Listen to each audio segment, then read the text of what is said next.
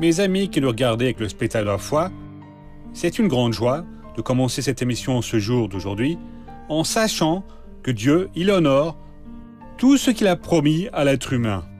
Qu'est-ce qu'il a promis à l'être humain? Il a promis à l'être humain d'avoir une vie de qualité, une vie où la personne va employer des armes qu'il met à disposition de l'être humain et ces armes fonctionneront.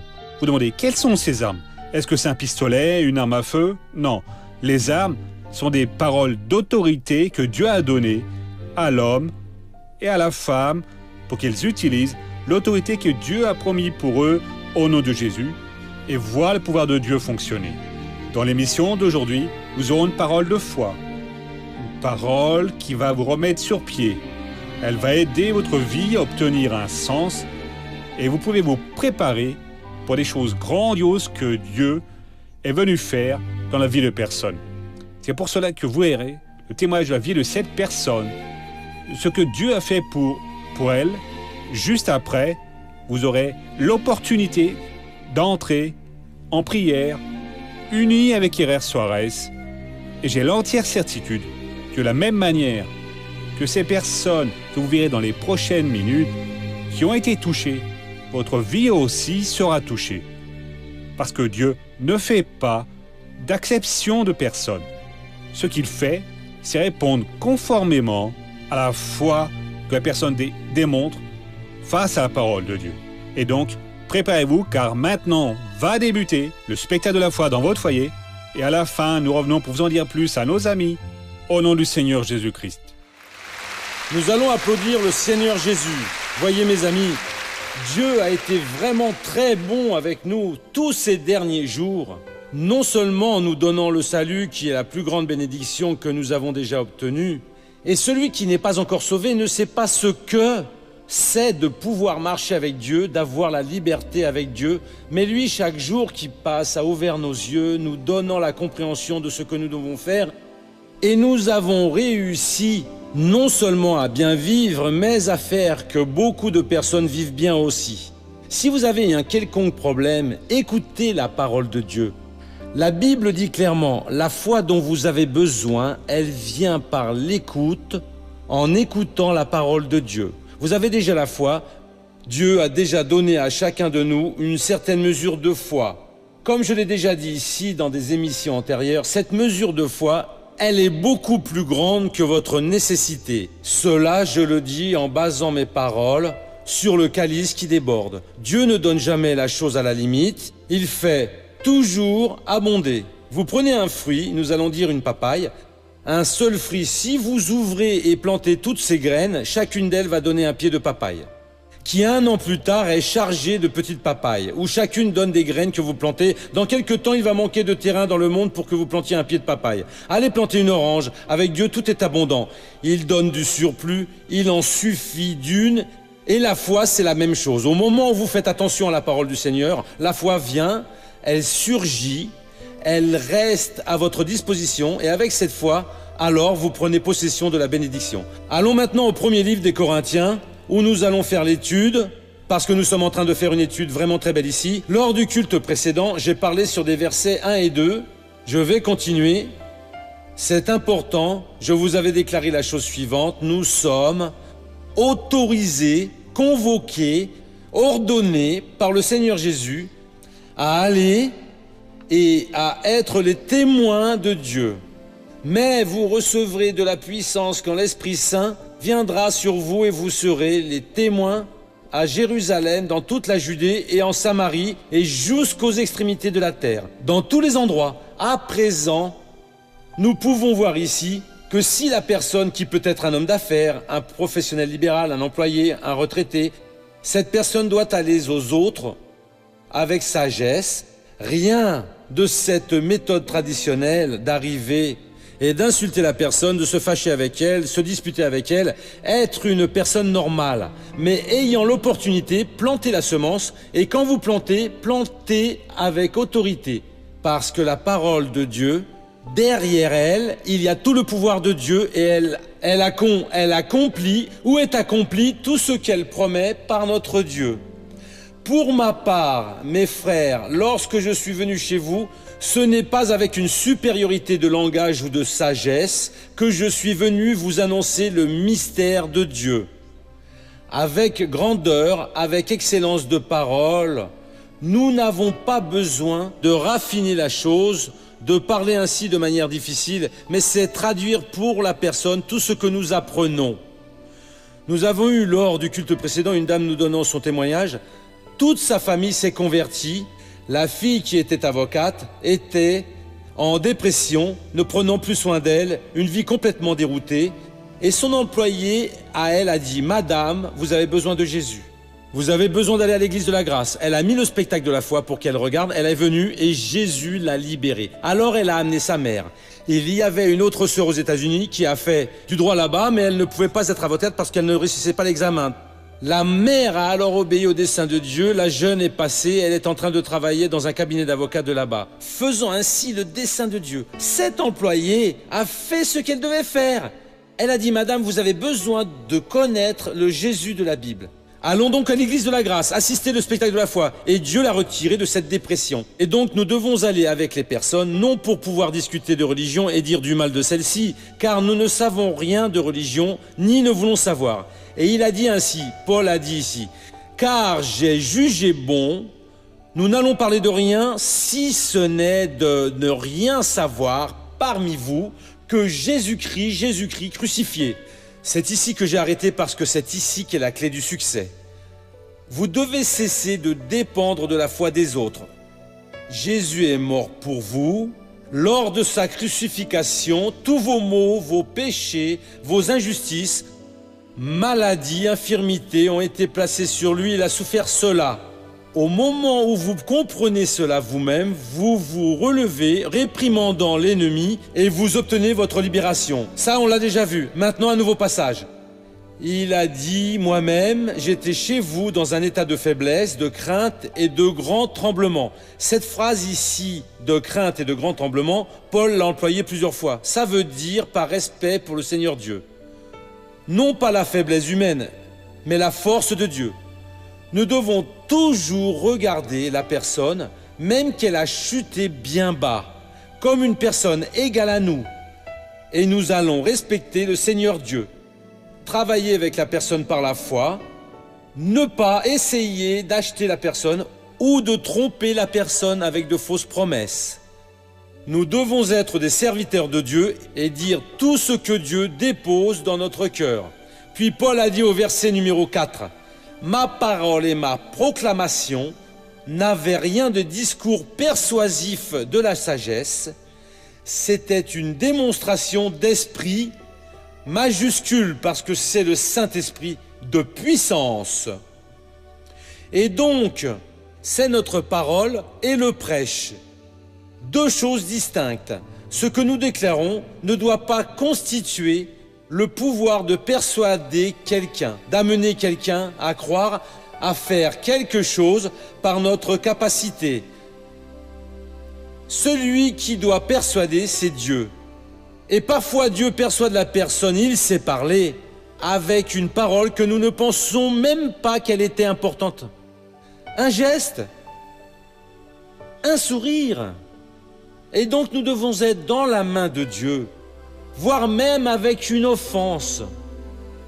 Dans une offense, à notre réaction, c'est ce qui ouvre les yeux de la personne. Nous devons toujours continuer à faire ce que Dieu dit. Il a dit, ce n'a pas été en parole, ni par sa parole à lui, ni par le prêche, en parole persuasive de sagesse humaine. Oubliez la sagesse de l'homme, mais si en une démonstration du Saint-Esprit et du pouvoir de Dieu. Chers amis, nous sommes de Dieu.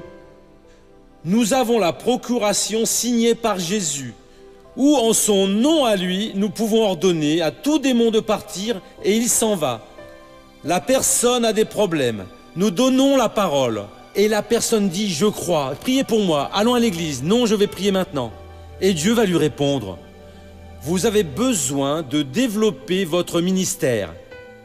Il y a une connaissance de Jésus que vous n'obtenez pas d'une autre manière, si ce n'est quand vous vous donnez à Jésus. Quand vous êtes utilisé par Dieu, quand vous parlez et priez. Mais missionnaire, il n'y a pas comment. Cessez avec cette histoire qu'il n'y a pas comment. Dieu est avec vous.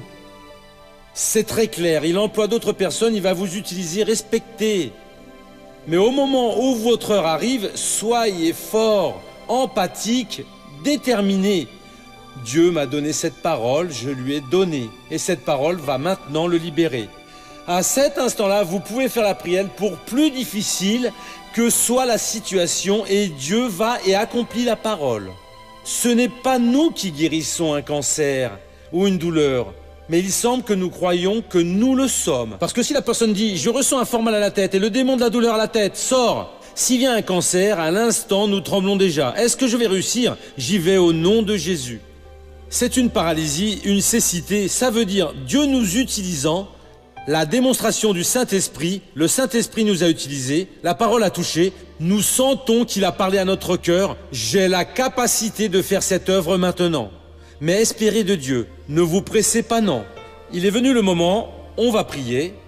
Alors, si vous sentez oui, vous avez entendu la parole. Vous voulez prendre une décision, recevoir le Seigneur Jésus dans votre cœur. Vous voulez changer complètement votre vie, Dieu va vous guider. Ce n'est pas nous, non. Nous devons juste sentir quand Dieu va nous utiliser. Et s'il va nous utiliser, Paul a dit, en démonstration de l'Esprit, et l'Esprit parle par la parole. Faites attention à cela. Jésus a dit dans Jean, quand il viendra, il ne parlera pas de lui-même. Le Saint-Esprit ne parle pas de lui-même, mais il dira tout ce qu'il aura entendu. Et il annoncera tout ce qui est sur le point de venir. Et le pouvoir que nous avons déjà reçu. Et pourquoi est-ce que Paul faisait cela? Il explique ici, pour que notre foi ne soit pas en la sagesse des humains, mais en la puissance de Dieu. Je vous demande, votre foi s'appuie sur quoi? Mais missionnaire, je pense que j'ai besoin de Dieu ici. Non, c'est parce que j'ai testé Dieu. Dieu m'a libéré des drogues, du péché, de ceci, de cette autre chose-là. Votre foi et la foi de la personne s'appuyant, elle est établie dans le pouvoir de Dieu, vous ne dérapez plus. Mais si cette parole persuasive, parce que la personne est une amie, allons à l'église, c'est bien, elle vient parce que c'est bien, parce que la musique est bonne, l'ambiance est pure, et il n'y a que des gens bien là-bas. Alors le jour de l'épreuve, il ou elle tombe. Mais si la personne avait eu une expérience avec le pouvoir de Dieu, elle s'est fixée dans le pouvoir de Dieu, cette personne va être une bénédiction. Et beaucoup sont en train de tomber aujourd'hui. Parce qu'ils n'ont pas une foi enracinée en Christ, le diable prépare quelque chose, ils sont déçus, ils abandonnent l'église, ils abandonnent la foi et retournent à la porcherie d'où ils sortiront tout sales et vont se salir encore plus avec 7 démons pires que ceux qui étaient là. Il faut que nous agissions comme Paul en a donné l'exemple ici. Cela doit être fait au jour le jour, à chaque fois, avec chaque personne, et Dieu alors sera glorifié. Cela satisfait notre Dieu. Pourquoi est-ce que Dieu n'a pas encore opéré en moi, missionnaire? Il vous manque de faire la prière de la foi, d'accepter la foi et d'agir selon la parole de Dieu. Au moment où nous faisons cela, Dieu opère. Rendez-vous à l'Esprit de Dieu qui vous a convaincu. Soyez cette bénédiction, appuyez votre foi dans le pouvoir de Dieu et après, racontez-nous les bénédictions parce que Dieu fait beaucoup de choses pour vous. Allons maintenant au feuilleton de la vie réelle.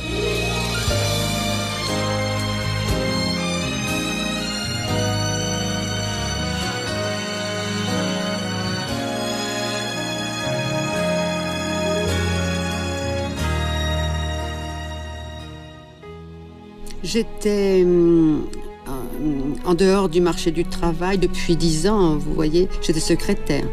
Et à une époque, je n'ai pas eu besoin de travailler. J'avais des biens. Mais un jour, les choses sont devenues super difficiles, oui, vraiment très difficiles. Et je me suis vue sans profession, sans pouvoir travailler, en dehors du marché du travail et sans savoir quoi faire. Et un jour, j'ai entendu le prêche du missionnaire disant que nous, tous, nous avons un don et qu'il suffisait de le revendiquer à Dieu. Alors j'ai revendiqué mon don et j'ai déposé cela entre ses mains. Et alors, j'ai cherché le moyen de faire un cours de coupe et couture, mais Ça n'a pas marché. Nous n'avions pas l'argent pour qu'elle fasse le cours, vous voyez, et encore moins pour acheter les équipements. Alors, nous avons dû persévérer plus, prier plus, demander plus à Dieu jusqu'à ce qu'il ait préparé. Dieu m'a donné les moyens de faire le cours de bain et thon, oui, des animaux. Et à partir de là, j'ai continué sans travailler parce que je n'avais pas la capacité d'acheter les équipements et monter, disons, une boutique pour moi. Et c'est après 1 an et demi que l'on a amassé l'argent pour le faire, pour monter un pet shop, vous voyez, un bain et tonte. Nous avons commencé en fait très précairement à la maison, oui, avec un peu d'équipement, utilisant la maison, le fond de la maison. Nous avions aussi des difficultés pour faire la divulgation parce que c'était une chose vraiment improvisée. Malgré les difficultés, Régiane se réalisait professionnellement, mais elle se souvient qu'à cette époque, elle n'était pas fidèle à la parole de Dieu. Je n'allais pas au culte, je n'étais pas fidèle à la dîme, aux offrandes, pour être associée. Il me manquait la fidélité avec Dieu, marcher vraiment ensemble, vous savez, et apprendre de Dieu. Et c'est cela qui manquait beaucoup. Et tellement que, même comme ça, nous ayons eu la possibilité de monter une boutique, des rations, une petite boutique qui était déjà considérable. Mais le manque de fidélité, l'ennemi a fini par entrer avec d'autres questions, vous voyez, y compris des questions de santé. Et nous avons fini, la boutique en elle-même a fini par fermer. Et nous sommes allés dans un autre immeuble de conditions ainsi bien précaires, vous voyez. Et j'étais assise dans la rue, j'ai regardé à ma droite, j'ai vu un centre de magie noire, vous savez, une chose vraiment terrible. Et à ma gauche, une cabane, aussi de magie noire, dans la rue, là.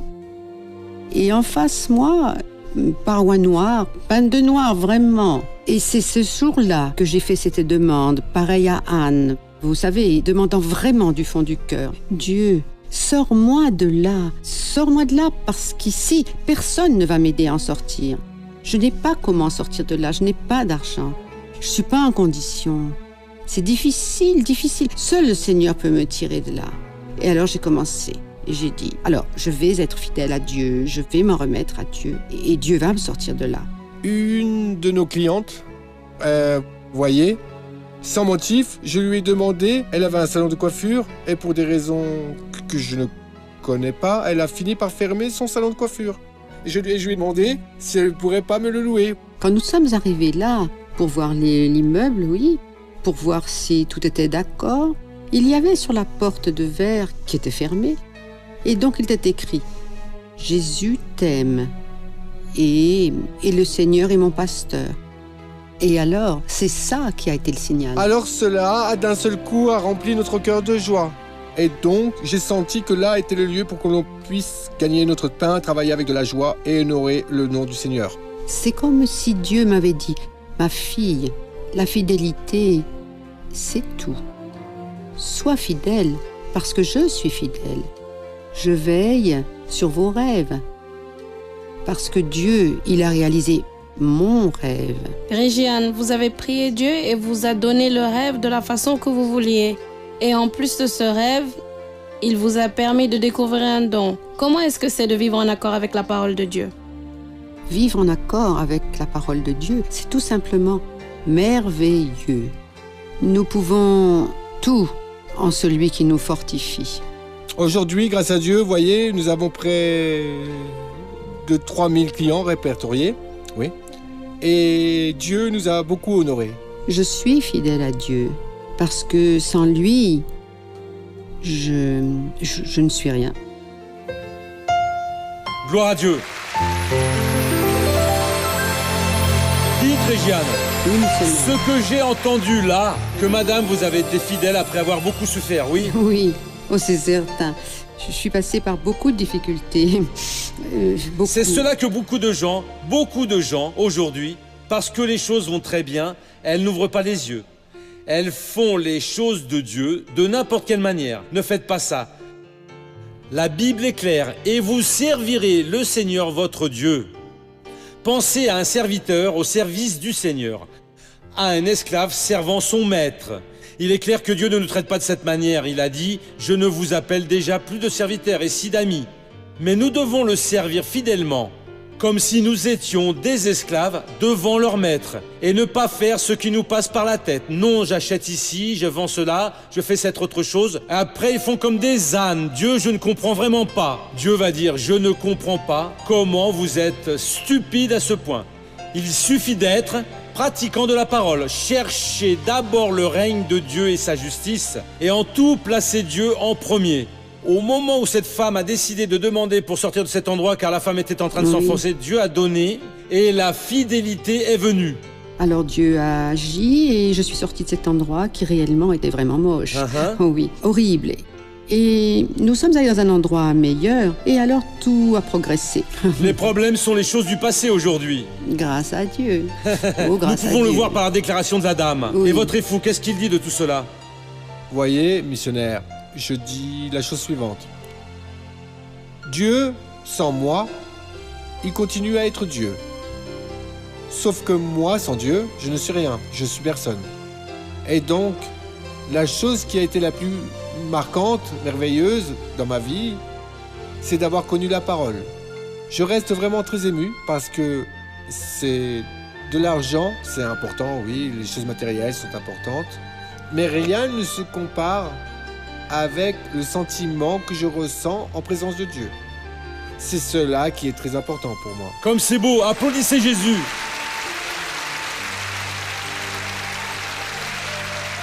Laissez-moi vous demander maintenant, vous servez Dieu de n'importe quelle manière ou vous obéissez à ce que Dieu déclare par la parole à votre cœur. Cela, c'est la clé. Oubliez n'importe quel commandement religieux, une quelconque instruction religieuse. Elle peut être bonne ou pas. Oubliez ça. Mais tout ce que Dieu dit, mon frère, vous ne connaissez rien de Dieu si ce n'est ce que vous connaissez de la Bible.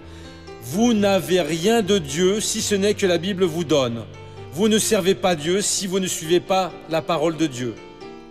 Les personnes font beaucoup d'à-coups dans la vie. Elles trébuchent, chutent, se font mal parce qu'elles ne servent pas la parole de Dieu. Créez cette habitude. Non, je vais à l'église pour écouter la parole. Il peut faire très chaud ou froid, qu'il pleuve ou sécheresse. Je vais y aller parce que j'ai besoin d'apprendre la parole de Dieu. Ne pas laisser un jour sans ouvrir votre Bible. Je veux apprendre quelque chose de Dieu, même que vous en sachiez beaucoup. J'ai besoin d'apprendre quelque chose de Dieu. J'ai besoin de grandir dans la foi. Tout ce que vous faites, non, c'est parce que Dieu m'a enseigné de cette manière. Il n'y aura pas de limite pour vous. Qui marche avec Dieu, conversant avec Dieu, demandant des orientations, va toujours être conduit au succès. Je voudrais comprendre pourquoi est-ce que les évangéliques parfois déforment ce qui est déclaré dans la Bible. Ils déforment ou retordent. Parce que des fois, les personnes comprennent mal et commencent à prêcher une doctrine étrange. Et nous devons apporter la parole de Dieu. Il est important que la personne parle de ça. Pour quelques personnes, nous sommes en train de déformer ce qui est écrit dans la Bible. Et nous devons au contraire laisser cela bien clair pour les personnes. Nous avons le devoir, par exemple, moi je dis cela, vous n'avez pas à obéir à ce que je prêche, prendre ce que je dis comme direction, mais prenez ce que vous sentez dans votre cœur. Quant à moi, ou un autre prêcheur, est en train de prêcher la parole de Dieu, ou que vous lisiez ou méditez la parole, parce que c'est Dieu qui donne la lumière, la compréhension. Et il donne la compréhension à chacun de nous, en accord avec notre nécessité et en accord avec la volonté qu'il a. Laissez-moi faire la prière avec vous à présent, fermez bien vos yeux. Père, ce culte se devait d'exister parce que aujourd'hui nous avons entendu, directement par le biais de ta parole, le Seigneur nous enseigner à avoir confiance en ta parole. Et il y a des gens me regardant maintenant, priant avec moi, qui sont dans la pire phase de leur vie et qui ont besoin, mon Dieu, d'avoir confiance en ta parole.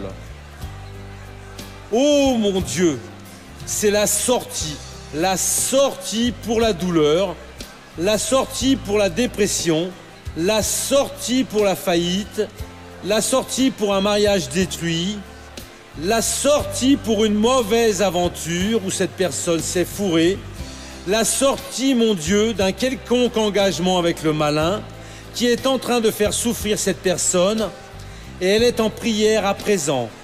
Père, je sais qu'elle croit dans cette lumière que le Seigneur a envoyée, et elle est en train de devenir un enfant de la lumière, et quand nous sommes enfants de la lumière, nous avons, ô Dieu, le pouvoir du Seigneur à notre disposition. Père, entoure cette vie à présent, touche cette personne. Seigneur, commence à opérer depuis le sommet du crâne jusqu'à la plante des pieds. Affermis ses pieds, ses jambes qui sont faibles, invalides. Affermis, oh mon Dieu, cette pensée qui est hésitante. Oh mon Dieu, relève maintenant cette personne. Je vais utiliser ton pouvoir au nom de Jésus. Bien, nous sommes maintenant de retour en studio pour les minutes finales de cette émission. J'ai la pleine certitude que vous avez compris le sens du message de la parole de Dieu pour vous. Dieu a l'intention que votre vie soit transformée. Pour cela, vous devez obéir à tout ce que Dieu vient placer dans votre cœur. Pour beaucoup, Dieu est venu déposer aujourd'hui un désir de devenir les parrains du spectacle de la foi.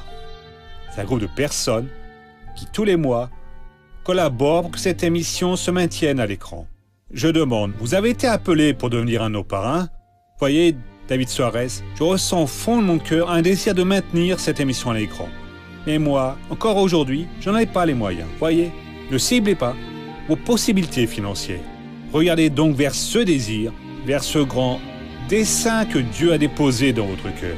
Parce que ce que Dieu dépose, ce que Dieu stimule un homme à faire, très souvent, ça semble une folie aux faces des yeux de l'homme. Mais toutes les fois où le peuple de Dieu a entendu la voix de Dieu, n'a pas douté de l'appel de Dieu, le peuple a eu la bataille remportée. Ce sera de la même forme pour votre vie. Dieu veut que vous gagniez la bataille de la foi dans votre vie. Ne laissez pas pour demain ce que vous pouvez faire aujourd'hui.